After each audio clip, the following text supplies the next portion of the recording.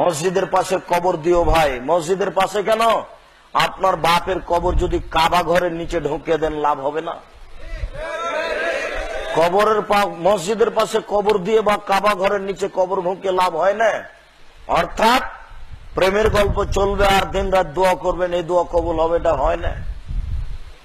এটা একটা অকল্পনীয়, একটা বোকামি ধারণা। এটা অসম্ভব হতে পারে না। এই পথ থেকে তাকে ফিরে আসতে হবে। ফিরে আসা ছাড়া তার কোনো পথ নেই। ওই মেয়েটা নগ্ন পোশাক পরে থাকে, আবার যারা বোরখা পরে তাদের নিন্দা করে, বলে বোরখা পরেই তো জেনা করে, আবার ভালো হলো কি করে? কেন চাই এসব পোশাক পরে? লজ্জাহীনা মহিলা, তুমি অশিক্ষিতা, তুমি অসভ্য মহিলা। তুমি মনে রাখো, ভালো হওয়ার পথই হচ্ছে বোরখা পরা। ভালো হওয়ার পথই এটা। তুমি নগ্ন থেকে নিজেকে শিক্ষিত মনে করো কি করে? তোমার চুল দেখলে পাপ হয়, তোমার হাত দেখলে পাপ হয়, তোমার পা দেখলে পাপ হয়, তোমার মুখ দেখলে পাপ হয়, তোমার শরীর দেখলে পাপ হয়, তোমার গোটা দেহটা হচ্ছে অন্যের জন্য জেনার বস্তু। তুমি আবার বলছো আমি ভালো, ওই খারাপ। কে বলেছে তুমি ভালো? তুমি অশিক্ষিতা, তুমি অন্য, তুমি বর্ব, তুমি অসভ্য। তোমার মতো মেয়েকে যদি আমরা অসভ্য প্রমাণ করতে না পারি, অশিক্ষিতা প্রমাণ করতে না পারি, জাতির সামনে বক্তব্য দিব না। এটা 18 বছর আগেকার কথা, আজও বলছি। তুমি কেন? তোমার বাপ সহ যদি আমি তোমাকে অশিক্ষিত প্রমাণ করতে না পারি, জাতির সামনে বক্তব্য দিব না। তোমাকে আমি বলিনি আমার 18 বছর আগেকার কথা, যে হেডমাস্টার প্রিন্সিপালের পরামর্শে স্কুলে শহীদ মিনার হয়েছে, ওই হেডমাস্টারকে যদি আমি অশিক্ষিত প্রমাণ করতে না পারি, আমি জাতির সামনে বক্তব্য দেব না। 18 বছর আগে বলেছি, আজও বলছি, দিন রাত বুকে বলছি। এই ছেলেটাকে বলেছি, তোমার প্যান্ট এখনো নিচে আছে, তোমার বাপের প্যান্টটা কিনলো কি করে? তোমার মায়ের প্যান্টটা দিন রাত পরিষ্কার করে, তোমার মা দেখে না? এটা কেটে ছোট করে না? তুমি কে বুঝাতে চেয়েছ? তোমাদের পরিবারকে যদি অশিক্ষিত প্রমাণ করতে না পারি, জাতির সামনে বক্তব্য দিব না।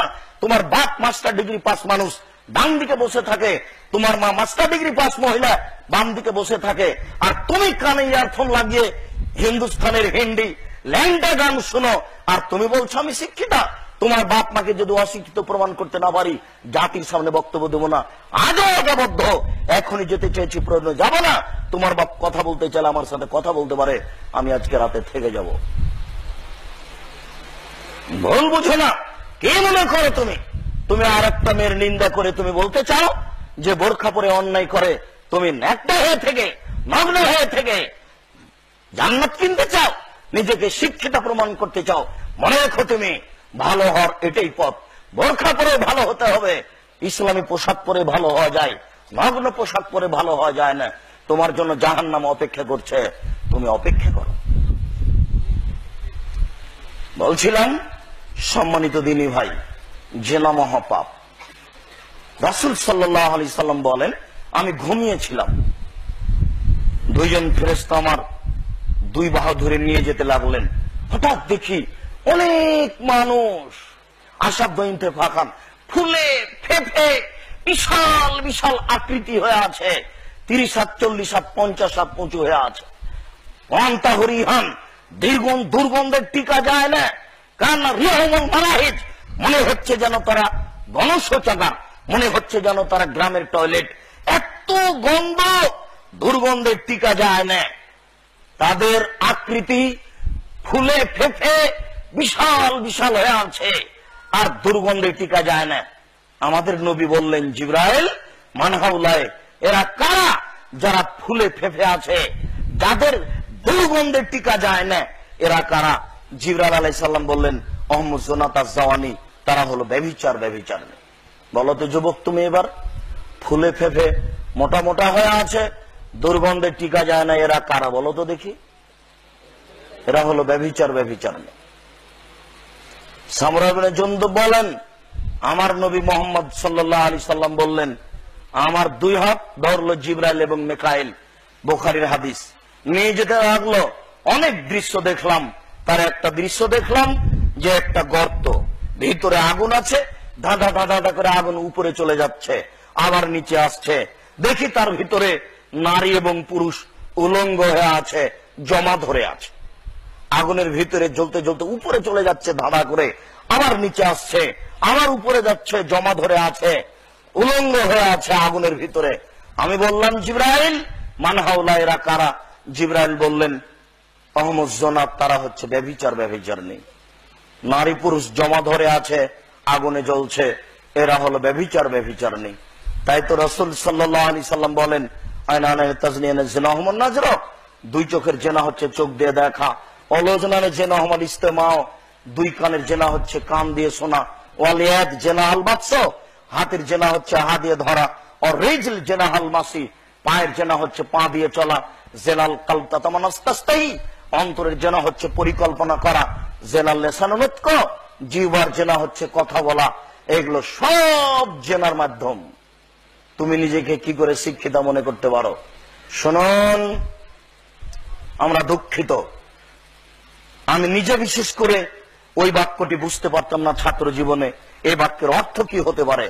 আল্লাহ রাসূল বলছেন এটা হারাজনা পাহাড় জাল হেমারে, গাধা যেমন গাধীর সাথে মিলে লজ্জা বুঝে না, ষাঁড় যেমন গাধীর সাথে মিলে লজ্জা জানে না, মানুষ তেমন খোলা মাঠে জেনা করবে, লজ্জা বুঝবে না।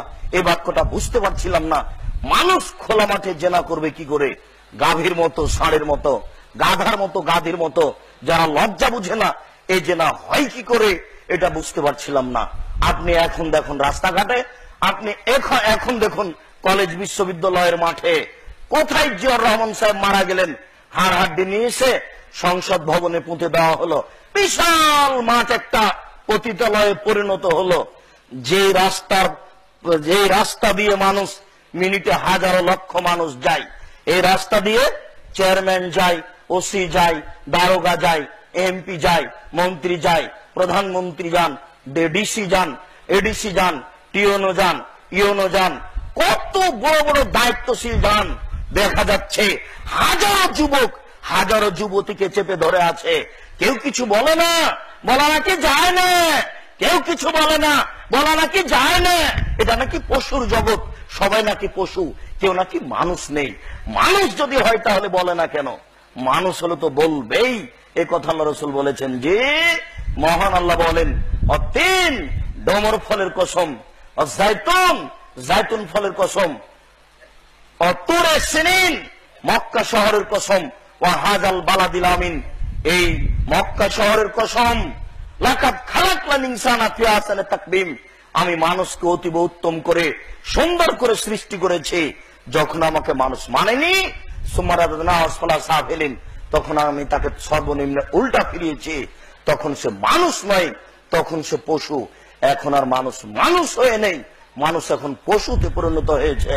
নইলে কিছু বলে না কেন? নইলে খোলা মাঠে জেনা হয় কি করে? নইলে একজন যুবক একজন যুবতীকে চেপে ধরে থাকে কি করে? উরু রানের উপরে মাথা দিয়ে শুয়ে যায় কি করে? দিন কাটায় কি করে? এটা নাকি মুসলিম দেশ, এখানে নাকি 90% জন মুসলমান বাস করে। কাপুরুষ, তোমাকে আমি চিনি না, কে তোমাকে মুসলমান বলছে? তুমি পহেলা বৈশাখে ইলিশ মাছ কিনতে পান্তা ভাত নিয়ে পাকুড় গাছের নিচে যাওনি? তোমাকে আমি চিনি না। তোমাকে বলে রাখলাম, আমি মুসলিম চিররণবীর, মরণকে করি না ভয়, মরলে শহীদ, বাঁচলে গাজী, আমার উভয় সমান। আমি হিন্দুর ঘরে জন্ম নিনি, আমি পহেলা বৈশাখকে মানতে পারি না। আমি পহেলা বৈশাখকে কবর দিতে এসেছি। কাপুরুষ, তুমি কাপুরুষের সন্তান, কাপুরুষ, তুমি আগাছা, তুমি জাতির জন্য আগাছা, তুমি জাতির জন্য বোঝা, তুমি জাতির জন্য আগাছা, তুমি জাতির জন্য বোঝা, তুমি জাতির জন্য দুর্নীতিবাজ, তুমি দুর্নীতিবাজ, তুমি দুর্নীতিবাজ, তুমি দুর্নীতিবাজ। তুমি জাতির কি করতে পারো? তুমি পান্তা ভাত নিয়ে ইলিশ মাছ কিনে পাকুড় গাছের নিচে যাও। তোমাকে চিনি না? আমি কি হিন্দুর ঘরে জন্ম নিয়েছি? আমি পহেলা বৈশাখ মানবো কেন?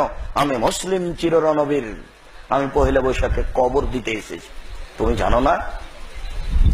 তুমি কাপুরুষের সন্তান, কাপুরুষ হিসাব ভুলে গেছো। তোমাকে দেখলে আমাকে খারাপ লাগে।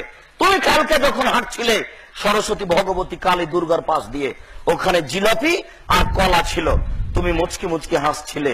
মানুষ বোকা হলে কি আর এত বোকা হতে হয়? আর সরস্বতী, ভগবতী, কালীর সামনে কলা রেখেছে, মূর্তি কি আর কলা খায়? এই বলে তুমি মুচকি মুচকি হাসছিলে, রাসছিলে। পরের দিন তোমাকে আমি দেখি, তুমি পায়ের জুতা খুলে দিয়ে ফুল নিয়ে সিমেন্ট মাটি তৈরি খাম্বার উপরে রাখো। ঠিক তোমার বিদ্যাকে কবর দিতে এসেছি আমি। তুমি কাল কি করে মুচকে মুচকে হাসলে আর আজকে তুমি এটা করতে পারো? তুমি যে মুসলিম এ কথা ভুলে গেছো? ওই বিদ্যার প্রয়োজন নাই যে বিদ্যা তোমাকে জাহান্নামে নিয়ে যায়। ওই বিদ্যা শিখে কোনো লাভ নাই যে বিদ্যা তোমাকে জাহান্নামের দিকে টেনে নিয়ে যায়। আল্লাহ রাসূলের বাক্যটি বুঝতে পারছিলাম না, এটা হয় কি করে?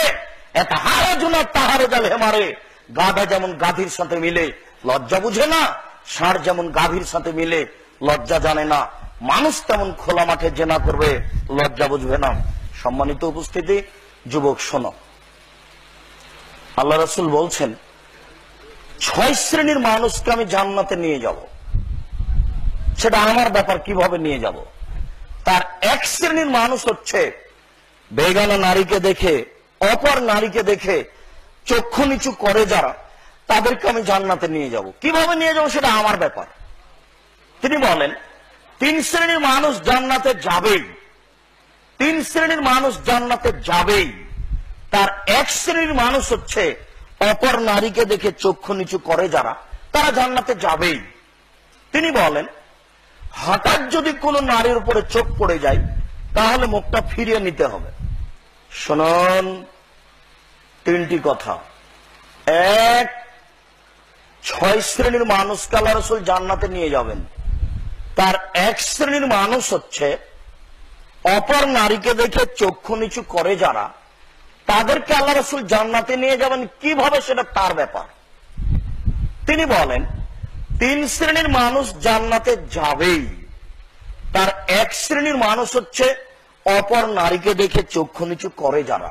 তিনি বলেন হঠাৎ যদি কোনো নারীর উপরে চোখ পড়ে যায় তাহলে কি করতে হবে? চক্ষু ফিরিয়ে নিতে হবে। এবার বলো যুবক, তোমার মোবাইলের কি হবে? তোমার মোবাইলে দিন রাত ল্যাংটা মেয়ে নাচে। এবার বলো যুবক, তোমার বাপ মায়ের কি হবে? তোমার মা, তোমার বাপ, তোমার দুলা ভাই, তোমার বোন আর তোমার দাদা দাদি, তোমার 14 গোষ্ঠী ওই টিভির দিকে চেয়ে আছে। ওখানে ল্যাংটা মেয়ে আসছে, বেশ্যালয়ের মেয়ে, পতিতালয়ের মেয়ে আসছে, নগ্ন হয়ে নাচছে। সবাই মিলে দৃষ্টি করে আছো। বিশ্বাস রাখো, তুমি এই পতিতালয়ের মেয়েকে দেখে চোখ জুড়িয়ে কলিজা ঠান্ডা করে জান্নাতের ওই মেয়েকে ভোগ করার সুযোগ হবে না। এটা তুমি বিশ্বাস রাখো, এটা অসম্ভব। এসব নারীকে দেখে চোখ জুড়িয়ে কলিজা ঠান্ডা করে জান্নাতের মেয়ে ভোগ করার সুযোগ হবে না। জান্নাত মানে বিশাল ব্যাপার, খুব টাফ ব্যাপার, যেটা সহজে পাওয়া যায় না, ওটা খুব কঠিন। ধর্মকে তুমি হাতের ময়লা মনে করিও না, ধর্মকে তুমি নিজের মতো মনে করো না।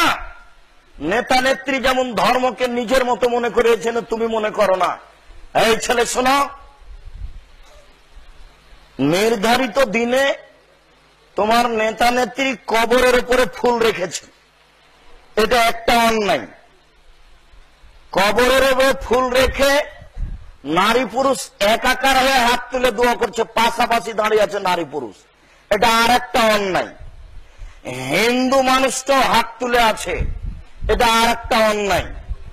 নির্ধারিত দিনে ফুলটা রেখে হাত তুলে দোয়া করছে, এটা আর একটা অন্যায়। এতগুলো অন্যায় হওয়ার পরেও এই দোয়া কবুল হবে তুমি মনে করো? धर्म की राजशाही चांपाइनगंज हवाई लड्डू, दोनों हाथ में लड्डू है, जो चाहे उसको खा ले, जो चाहे उसको छोड़ दे। धर्म निजेर ব্যাপার নয়, ধর্ম একজন মানুষের কথা মতো চলে, যার নাম মোহাম্মদ সাল্লাল্লাহু আলাইহি সাল্লাম। তিনি দুঃখ করে 3টে কথা বলেছেন। এক, আইম্মাতাম মুজিল্লিন, ভ্রান্ত হুজুর, হুজুরি মিলাদ করে। এক শ্রেণীর হুজুরি এই পরামর্শ দিয়েছেন, নইলে এই হাত তুলে দোয়া হয় কি করে। এক শ্রেণীর হুজুরি কোরআন খুলে দেখাচ্ছে যে এই দেখেন আল্লাহ বলেছে ভোট দিতে হবে দাঁড়িপাল্লায়, কোরআন মাজিদে আছে ভোটের কথা। খ্রিস্টান আব্রাহাম লিঙ্কনের কাল্পনিক পদ্ধতি ভোট গণতন্ত্র, মানুষকে বিপাকে ফেলার সবচেয়ে বড় মাধ্যম, জুয়াচ্চরদের জুয়া চুরি করার, অন্যায় করার সবচেয়ে বড় মাধ্যম, এটা কি কোরআনে আছে। এক শ্রেণীর মানুষ কোরআন খুলে দেখাচ্ছে দেন মিলাদের কথা আল্লাহ বলেছে। তাহলে আলেম দিয়েই এগুলো হবে। এই জন্য আল্লাহ রাসূল বলছেন আমার জীবনে বড় ভয় ভ্রান্ত হুজুর। 2 নম্বরে বলেছেন আমার জীবনে বড় ভয় আমার উম্মত হিন্দুদের সাথে মিশে যাবে। আমরা নাকি হিন্দুদের সাথে মিশে যাব, আমাদের বাড়িতে নাকি গান বাজনা চলবে,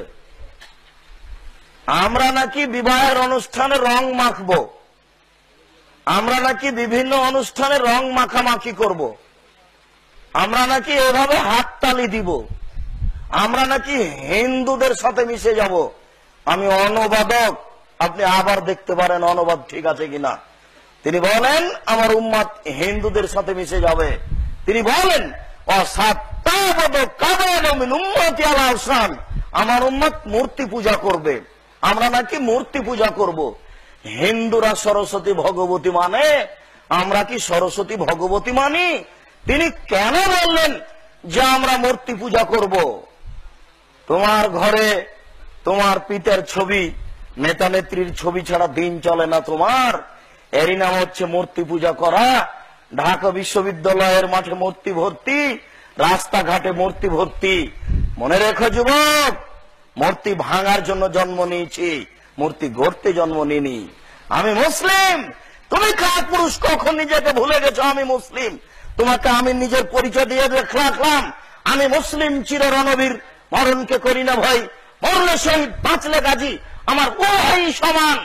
আমি কোনদিন মূর্তিকে সম্মান করতে পারি না, এটা আমি মূর্তিকে ভাঙার জন্য জন্ম নিয়েছি, মূর্তি গড়ার জন্য জন্ম নিনি। সম্মানিত উপস্থিতি, বিচারের মাঠে আল্লাহ 3 শ্রেণীর মানুষের সাথে কথা বলবেন না। তার 1 শ্রেণীর মানুষ হচ্ছে বেশি বয়সে জেনা করে যারা, 2 মালিকুন কাদ্দাব মিথ্যুক দায়িত্বশীল, মিথ্যে কথার ভিত্তিতে দায়িত্ব পালন করে যারা, তাদের সাথে আল্লাহ কথা বলবেন না। মিথ্যুক হেড মাওলানা, মিথ্যুক হেডমাস্টার, মিথ্যুক প্রিন্সিপাল, মিথ্যুক ভাইস চ্যান্সেলর, মিথ্যুক মেম্বার, মিথ্যুক চেয়ারম্যান, মিথ্যুক উপজেলা চেয়ারম্যান, মিথ্যুক এমপি, মিথ্যুক মন্ত্রী, মিথ্যুক প্রধানমন্ত্রী, মিথ্যুক ডিসি, মিথ্যুক এডিসি, মিথ্যুক টিওনো, মিথ্যুক ইওনো, মিথ্যুক জেল সুপার, মিথ্যুক দায়িত্বশীল, মিথ্যুক গ্রামের সর্দার, মিথ্যুক মসজিদের সর্দার, যে যেখানে মিথ্যা কথার ভিত্তিতে দায়িত্ব পালন করবে আল্লাহ তার সাথে বিচারের মাঠে কথা বলবেন না, সে যত বড়ই তাহাজ্জুদ গুজার হোক না কেন।